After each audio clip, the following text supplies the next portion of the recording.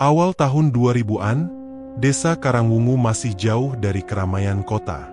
Jalan utama desa belum seluruhnya beraspal. Ketika musim kemarau datang, debu beterbangan setiap kali truk pengangkut hasil panen melintas. Sebaliknya, saat musim hujan, beberapa ruas jalan berubah menjadi kubangan lumpur. Sebagian besar warga menggantungkan hidup dari sawah dan pasar kecamatan. Setiap pagi, suara ayam berkokok bercampur dengan derit roda becak dan pedagang yang menawarkan dagangannya. Di sebuah rumah kecil berdinding anyaman bambu, tinggallah seorang pemuda bernama Ragendra bersama ayahnya, Pak Waskita. Usia Ragendra baru 23 tahun.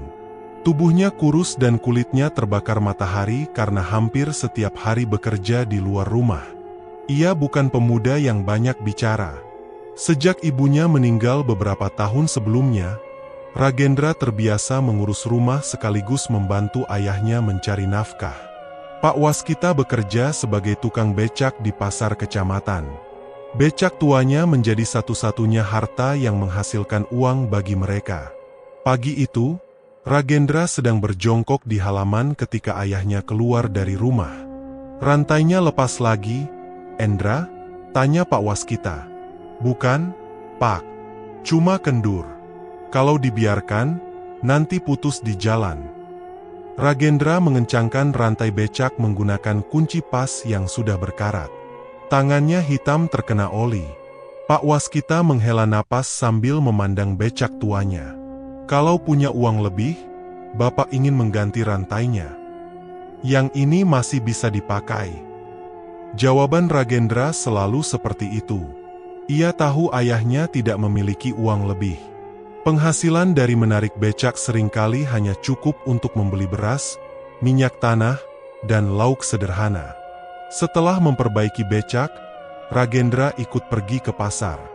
Ia biasanya membantu pedagang mengangkat karung beras, peti sayuran, atau barang dagangan lainnya. Upahnya tidak besar. Kadang hanya beberapa ribu rupiah dan sebungkus nasi. Tidak semua orang memperlakukannya dengan baik. "Endra, cepat angkat karung itu.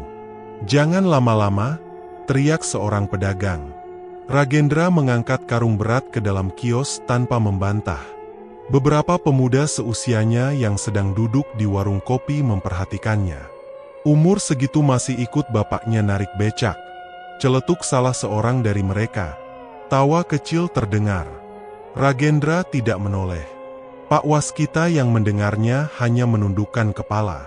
Dalam perjalanan pulang, ayahnya berkata pelan, "Kamu jangan masukkan omongan orang ke hati." Ragendra tersenyum tipis. "Tidak apa-apa, Pak. Mereka tidak memberi kita makan." Pak Waskita menatap anaknya beberapa saat.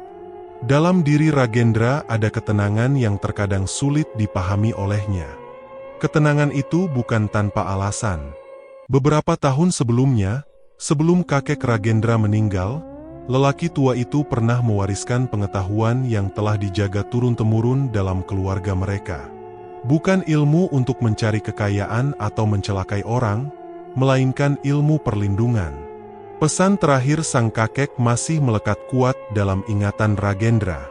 "Ilmu itu jangan kau jual, jangan kau pamerkan, dan jangan pernah digunakan karena amarah. Kalau suatu hari kau harus menggunakannya, gunakan hanya untuk melindungi." Sejak saat itu, Ragendra tidak pernah menceritakannya kepada siapapun. Sore hari, ketika Ragendra membantu ayahnya mengantar seorang penumpang ke balai desa, mereka bertemu Pak Daryatma. Kepala desa Karangwungu itu dikenal sebagai orang yang tegas, tetapi ramah kepada warga. Ia tidak membedakan orang berdasarkan pekerjaan atau kekayaan. "Pak Waskita," sapanya. "Bagaimana kabarnya?" Pak Waskita tampak sedikit gugup. "Baik, Pak Lurah." Pak Daryatma kemudian melihat tangan Ragendra yang masih kotor karena oli. "Kamu yang sering membantu bapakmu." "Iya, Pak. Kerja apapun tidak perlu malu selama halal." Kalimat sederhana itu membuat Ragendra terdiam. Tidak banyak orang berbicara kepadanya dengan cara seperti itu. Beberapa hari kemudian, balai desa dipenuhi warga. Pemerintah kecamatan memberikan bantuan bahan pokok dan dana perbaikan rumah bagi keluarga kurang mampu. Pak Daryatma memeriksa daftar penerima satu persatu.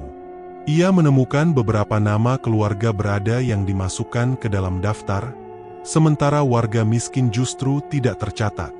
Daftar ini harus diperbaiki, katanya tegas dalam rapat. Seorang pria yang duduk di bagian belakang ruangan langsung berubah wajah. Daftar itu sudah disepakati sebelumnya, Pak Daryatma. Saya tidak peduli siapa yang menyepakatinya. Bantuan harus diberikan kepada orang yang memang berhak. Ruangan mendadak sunyi. Pak Daryatma mencoret beberapa nama dari daftar dan meminta perangkat desa melakukan pendataan ulang. Di sudut ruangan, pria tadi mengepalkan tangannya di bawah meja. Tatapannya mengikuti Pak Daryatma dengan penuh kemarahan. Tidak ada yang memperhatikan perubahan wajahnya. Tidak ada pula yang mengetahui bahwa keputusan sederhana pada siang itu telah menanam sebuah dendam. Sementara di luar balai desa, Ragendra membantu Pak Waskita memperbaiki rantai becak yang kembali terlepas. Kehidupan mereka berjalan seperti biasanya. Ragendra belum mengetahui bahwa ketenangan desa Karangwungu perlahan mendekati sebuah perubahan. Dan tanpa ia sadari, ilmu yang selama bertahun-tahun disimpannya akan segera membawanya ke dalam persoalan yang jauh lebih besar daripada kemiskinan dan hinaan manusia. Beberapa minggu berlalu sejak rapat mengenai pembagian bantuan desa.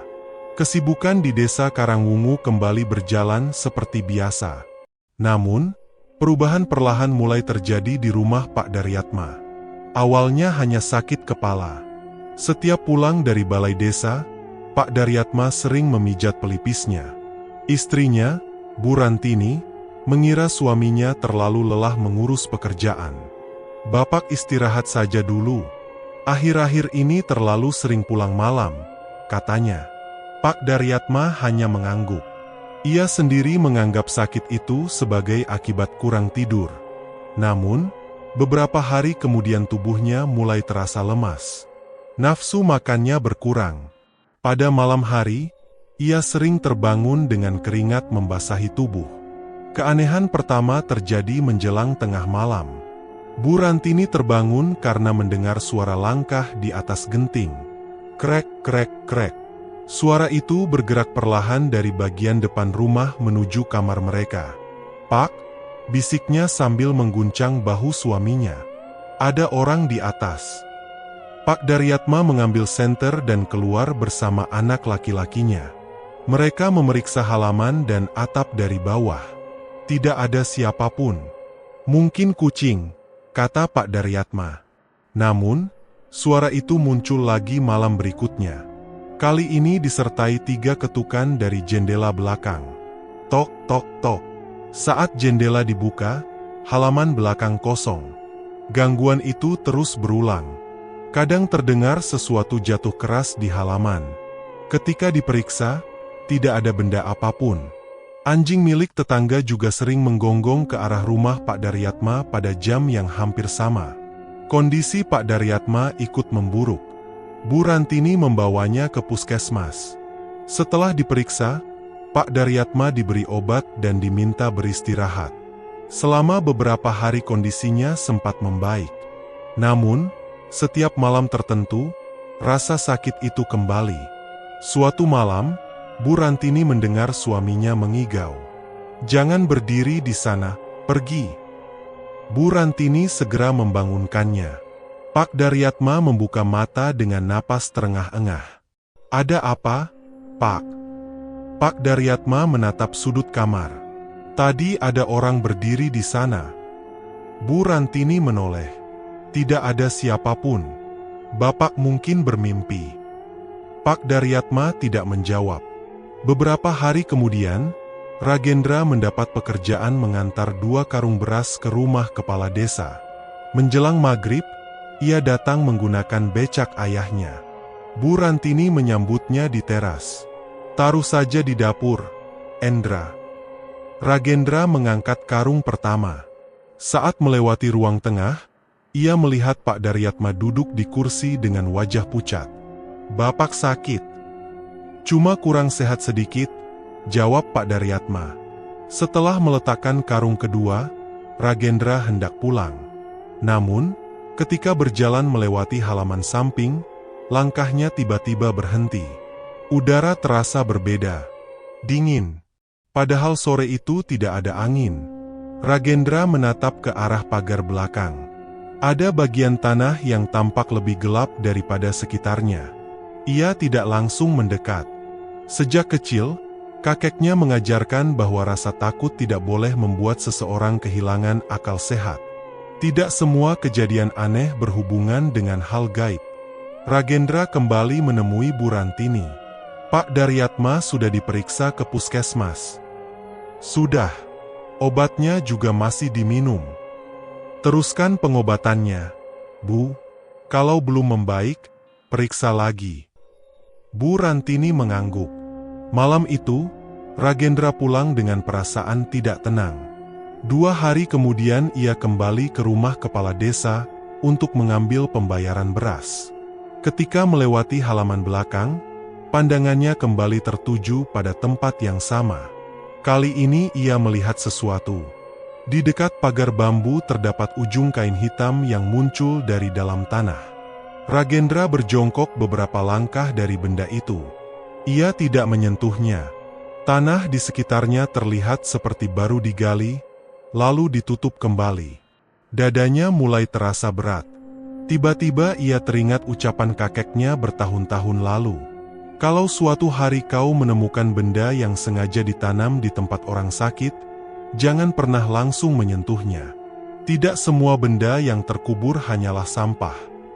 Ragendra berdiri perlahan. Dari dalam rumah terdengar suara Bu Rantini memanggil suaminya. Pada saat bersamaan, angin berembus melewati halaman. Kain hitam itu bergerak sedikit. Ragendra menatapnya tanpa berkedip. Untuk pertama kalinya, ia mulai berpikir bahwa penyakit Pak Daryatma mungkin bukan sekadar kelelahan. Namun, ia belum memiliki cukup alasan untuk memastikan apapun. Ia hanya mengetahui satu hal. Seseorang telah datang ke halaman belakang rumah kepala desa. Dan seseorang itu telah mengubur sesuatu di sana.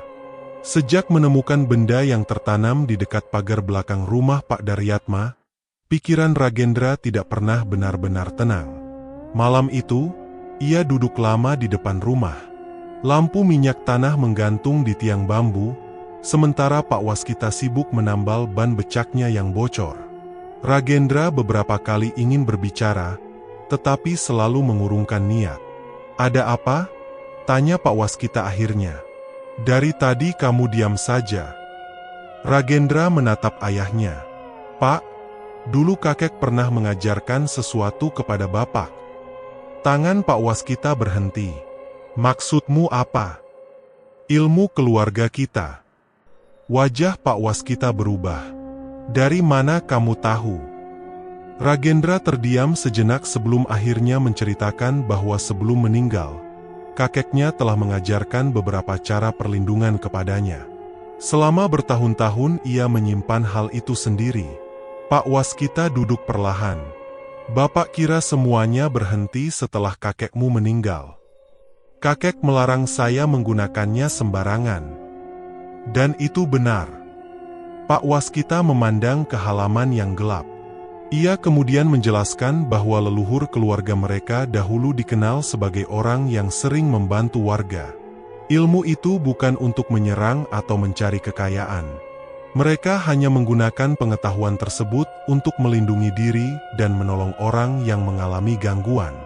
"Kalau kamu menggunakan ilmu itu karena marah," kata Pak Waskita, "kamu tidak akan berbeda dari orang yang ingin mencelakai." Ragendra menunduk. "Kalau untuk menolong?" Pak Waskita tidak langsung menjawab. "Menolong juga ada risikonya. Kadang sesuatu yang kamu halangi akan berbalik mencari jalan lain." Ragendra memahami maksud ayahnya. Namun, keesokan harinya ia mendengar kabar bahwa kondisi Pak Daryatma kembali memburuk. Sore itu, Ragendra mendatangi rumah kepala desa. Ia menceritakan kepada Bu Rantini bahwa ada benda mencurigakan di halaman belakang. Dengan izin keluarga, Ragendra memeriksa tempat tersebut. Ia tidak menyentuh kain hitam itu dengan tangan kosong. Menggunakan batang bambu, ia membuka tanah di sekitarnya perlahan. Di dalamnya terdapat bungkusan kecil. Ragendra tidak membukanya. Ia justru memeriksa bagian lain dari halaman. Di bawah pohon jambu, ia menemukan tanah yang menghitam seperti bekas terbakar. Sementara di dekat jendela kamar Pak Daryatma terdapat beberapa helai bunga kering yang tidak diketahui asalnya. Perasaan Ragendra semakin tidak nyaman. Malam itu, dengan izin keluarga, ia melakukan perlindungan sederhana seperti yang pernah diajarkan kakeknya. Tidak ada ritual besar. Ia hanya berusaha menjaga rumah agar gangguan tidak mudah mendekati Pak Daryatma. Sebelum pulang, Ragendra berpesan kepada Bu Rantini, "Kalau kondisi Bapak memburuk, tetap bawa berobat. Jangan hentikan obatnya. Lalu benda di belakang rumah itu, jangan disentuh dulu." Ragendra pulang menggunakan becak ayahnya. Jalan desa sudah sepi. Ketika melewati kebun tebu, ia mendengar langkah dari belakang.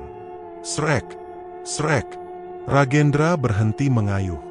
Suara itu ikut berhenti. Ia kembali mengayuh. Srek, srek. Kali ini terdengar lebih dekat. Ragendra tidak menoleh. Ia mempercepat kayuhan hingga akhirnya tiba di rumah. Namun, gangguan belum berhenti. Menjelang tengah malam, Ragendra terbangun karena suara berderit dari halaman. Kriet, kriet. Ia mengintip melalui celah dinding bambu. Becak Pak Waskita bergerak perlahan. Maju, mundur. Padahal tidak ada seorang pun di sana. Ragendra membuka pintu. Becak itu langsung berhenti. Dari belakang rumah terdengar suara seperti seseorang menyeret sesuatu di tanah. Pak Waskita keluar membawa lampu minyak. Endra, masuk, Pak. Malam itu, Ragendra hampir tidak tidur. Ketika akhirnya terlelap, ia bermimpi berdiri sendirian di tengah jalan desa. Di kejauhan, seseorang berpakaian gelap berdiri membelakanginya. Ragendra mencoba mendekat. Sosok itu berbisik tanpa menoleh. Jangan ikut campur. Ragendra terbangun dengan napas tersengal. Pagi harinya, ia menemukan bekas tanah berlumpur di depan pintu rumah. Tidak ada jejak kaki menuju ke sana. Hanya segumpal tanah basah. Pak Waskita menatapnya dengan wajah serius. Mereka sudah tahu kamu ikut campur. Ragendra mengepalkan tangan. Aku tidak bisa membiarkan Pak Daryatma menghadapi ini sendirian. Pak Waskita menatap anaknya cukup lama. Kalau begitu, ingat pesan kakekmu. Jangan membalas. Tugasmu hanya melindungi. Hari-hari berikutnya, Ragendra memperhatikan tanda-tanda yang muncul di sekitar rumah Pak Daryatma. Dari perubahan udara, waktu datangnya gangguan, hingga kondisi Pak Daryatma yang selalu memburuk pada jam tertentu, ia mulai memahami sebuah pola. Serangan itu belum mencapai puncaknya, dan orang yang mengirimkannya kemungkinan berada cukup dekat untuk mengetahui keadaan Pak Daryatma. Menjelang malam, Ragendra berdiri di depan rumah kepala desa sambil memandang langit yang mulai tertutup awan hitam. Perasaannya semakin berat. Dari semua yang pernah diajarkan kakeknya, ada satu tanda yang paling ia takutkan. Gangguan yang datang berulang biasanya akan mencapai puncaknya dalam satu malam. Dan Ragendra merasa malam itu tidak akan lama lagi. Malam yang selama beberapa hari dikhawatirkan Ragendra akhirnya tiba. Sejak sore, langit di atas desa Karangwungu dipenuhi awan hitam. Menjelang pukul 8 malam, hujan turun deras disertai angin yang menggoyangkan pepohonan. Listrik desa beberapa kali padam sebelum akhirnya menyala kembali dengan cahaya redup.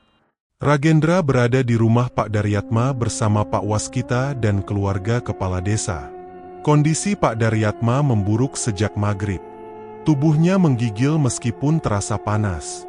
Napasnya berat dan beberapa kali ia mengerang sambil memegangi dada. "Endra," panggil Bu Rantini dengan wajah cemas. "Bagaimana ini? Kalau kondisinya semakin buruk, kita tetap harus membawanya untuk mendapat pertolongan medis," jawab Ragendra. "Tapi malam ini, jangan biarkan Bapak sendirian." Pak Waskita berdiri di dekat pintu kamar. Wajahnya tegang. Sekitar pukul 9 malam, listrik tiba-tiba padam. Gelap. Bu Rantini segera menyalakan lampu minyak. Kemudian terdengar suara dari atas rumah. Brak! Semua orang terkejut. Suara itu seperti batu besar dilemparkan ke atas genting. Brak! Kali ini lebih keras. Pak Waskita hendak keluar, tetapi Ragendra segera menahannya. "Jangan, Pak. Kalau ada orang di luar, bukan sekarang waktunya memeriksa." Belum selesai ia berbicara, pintu belakang bergetar. Duk, duk, duk. Seolah ada seseorang mendorongnya dari luar. Bu Rantini memeluk anaknya. Ragendra berdiri di tengah ruangan. Ia mencoba mengingat semua pesan kakeknya. Ilmu yang diwariskan kepadanya bukan untuk menyerang, hanya untuk bertahan. Angin tiba-tiba masuk melalui celah jendela. Nyala lampu minyak bergoyang. Di luar jendela, sebuah bayangan hitam melintas. Bu Rantini menahan jeritan.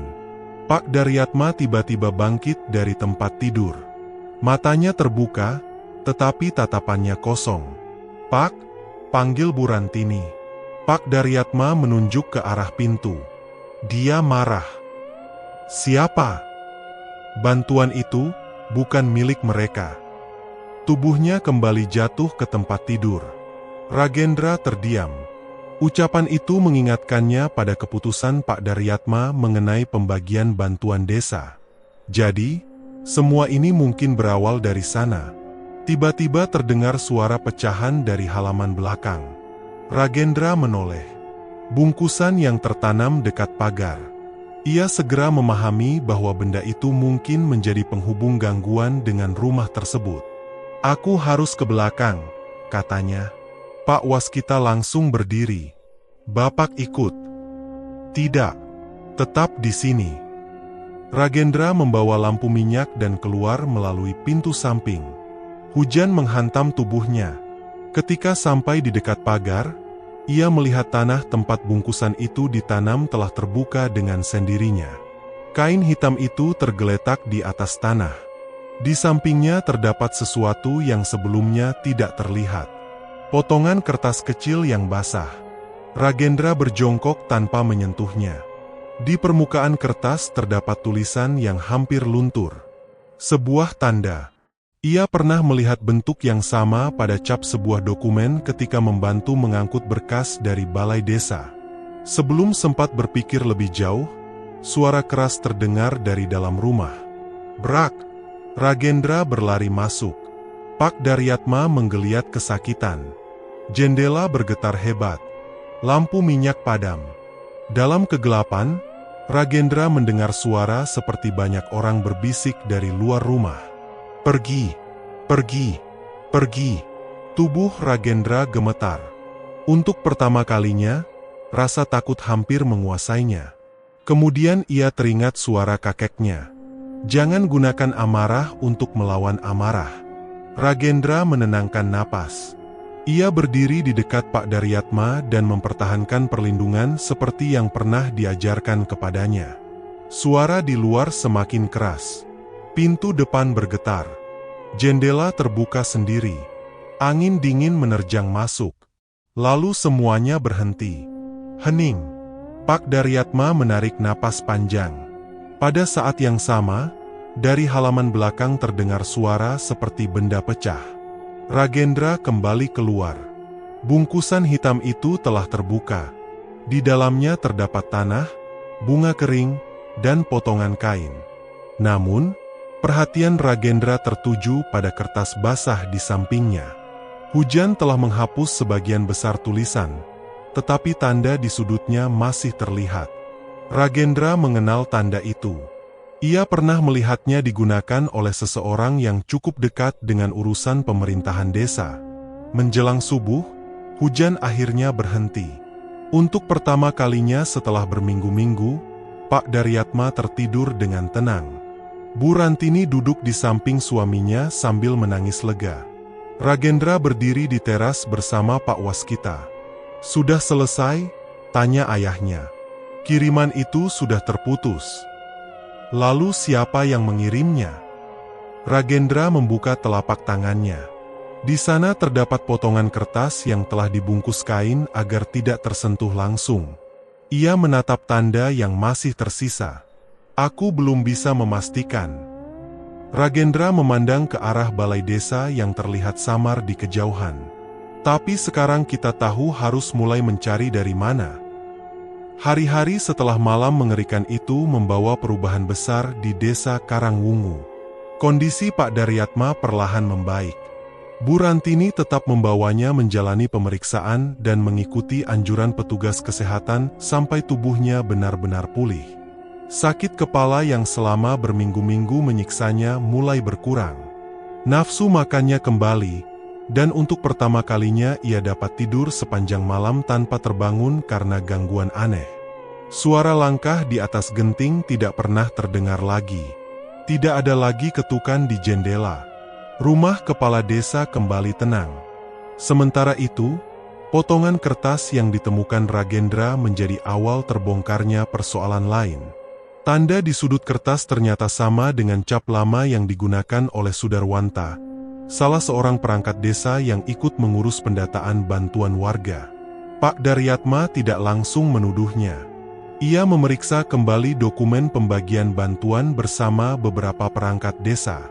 Dari pemeriksaan itu ditemukan sejumlah kejanggalan.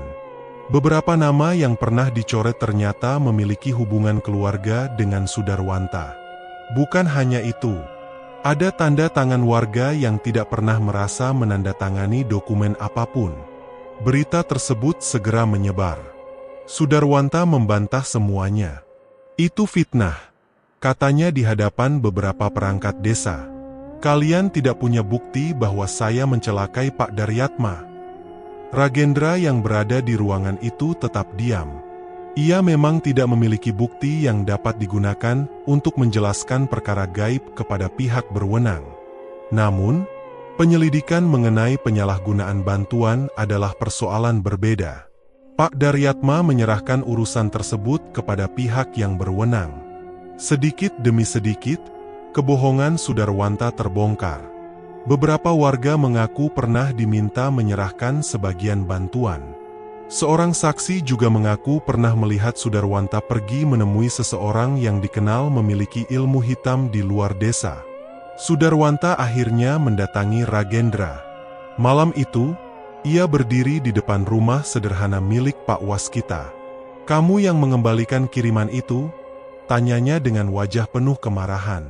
Ragendra menatapnya tenang. "Aku tidak mengirim apapun kepada siapapun." "Jangan bohong. Aku hanya menghentikan sesuatu yang ingin mencelakai orang." Sudarwanta mengepalkan tangan. "Kamu bisa membalas aku sekarang, bukan?" Ragendra teringat pesan kakeknya. "Jangan gunakan amarah untuk melawan amarah." "Aku tidak akan melakukan itu." Sudarwanta terdiam. "Apapun yang terjadi setelah ini," lanjut Ragendra, "adalah akibat dari pilihanmu sendiri." Ragendra kemudian masuk ke rumah dan menutup pintu. Ia tidak pernah mencari tahu lebih jauh tentang orang berilmu hitam yang membantu Sudarwanta. Baginya, ancaman terhadap Pak Daryatma telah berhenti. Selebihnya adalah urusan yang harus diselesaikan melalui jalan yang dapat dipertanggungjawabkan. Beberapa bulan kemudian, desa Karangwungu kembali tenang. Sudarwanta kehilangan kepercayaan masyarakat setelah berbagai penyimpangan dalam pengelolaan bantuan terbukti. Ia tidak lagi memiliki kedudukan seperti sebelumnya. Orang-orang yang dahulu menghormatinya mulai menjaga jarak. Pak Daryatma kembali bekerja di balai desa. Suatu sore, ia mendatangi rumah Ragendra. "Saya tidak tahu bagaimana harus membalas pertolonganmu," katanya. Tidak perlu dibalas, Pak. Saya ingin memberikan uang. Ragendra menggeleng. Kalau saya menerima uang karena kemampuan itu, saya takut suatu hari saya mulai menggunakannya untuk mencari keuntungan. Pak Daryatma terdiam, kemudian tersenyum. Kalau begitu, bagaimana kalau kamu bekerja membantu pengangkutan barang untuk koperasi desa? Itu pekerjaan biasa. Kamu mendapat upah karena bekerja. Ragendra memandang Pak Waskita. Ayahnya mengangguk pelan. Kalau memang pekerjaannya halal, saya terima. Sejak saat itu, kehidupan Ragendra dan ayahnya sedikit membaik. Ia tetap membantu Pak Waskita merawat becak tua mereka, tetapi kini memiliki pekerjaan yang lebih tetap. Ragendra tidak pernah menceritakan kepada siapapun tentang apa yang terjadi malam itu. Baginya, ilmu warisan leluhur bukan sesuatu yang harus dibanggakan. Itu adalah tanggung jawab. Pada suatu pagi, Ragendra berdiri di depan rumah sambil melihat Pak Waskita membersihkan becaknya. Matahari muncul di balik persawahan, dan suara pedagang mulai terdengar dari jalan desa. Kehidupan kembali berjalan seperti biasa. Ragendra tersenyum kecil. Ia tetaplah anak seorang tukang becak. Tidak memiliki rumah besar. Tidak memiliki kekayaan. Namun, ia memahami sesuatu yang tidak pernah dapat dibeli dengan uang. Bahwa nilai seseorang tidak ditentukan oleh pekerjaan ayahnya, jumlah hartanya, atau kedudukannya di hadapan manusia. Dan di desa Karangwungu, orang-orang akhirnya mengetahui bahwa pemuda yang dahulu mereka pandang sebelah mata justru pernah berdiri menghadapi kegelapan ketika orang lain memilih menjauh. Sementara dendam yang dipelihara untuk menghancurkan orang lain pada akhirnya telah menghancurkan kehidupan pemiliknya sendiri. Tamat.